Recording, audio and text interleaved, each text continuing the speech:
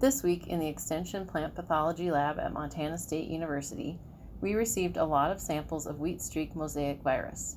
We have received physical samples in the Scudder Diagnostic Lab for the yellow and red counties on this map. The vast majority of these samples have come from spring-planted crops including spring wheat, barley, and durum. Epidemic conditions were favored by the wet fall, unharvested crops, and volunteer wheat at planting this spring. When volunteer is managed very close to when spring grains are planted, the mite vector can move right over to the spring grains.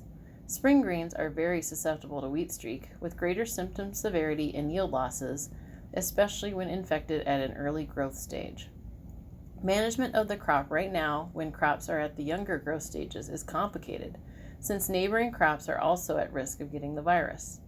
In most cases, I've been recommending a conservative approach of disking the field where that's an option, or leaving the field and mites happy on the infected crop so the neighboring crops are bigger when the infected crop is terminated. The later the plant is infected, the less yield loss will be experienced. When neighboring crops are past the flag leaf or early heading, the infected crop can be terminated by haying or disking, or, if needed, glyphosate can be applied to kill the crop. When glyphosate is applied to wheat, the plants take 2 weeks or so to completely dry up and die. That gives the mites ample opportunity to get up and move downwind away from their terminal hosts. Anything we can do to knock the crop down quickly will reduce mite spread. This fall, the mites will move off of harvested crops, so be particularly careful about volunteer control and avoid early planting of winter wheat where risk is high.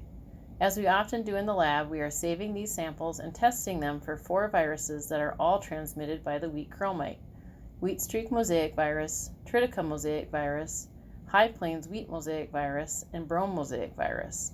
Dr. Phil Bruckner's graduate student, Paul Lorenzo, is doing the PCR testing. They are also being sent to Kansas State University for a research project facilitated by social media.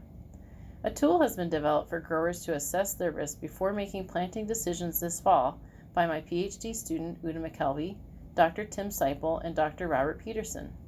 It is available on the Extension Plant Pathology website under Resources, then Tools.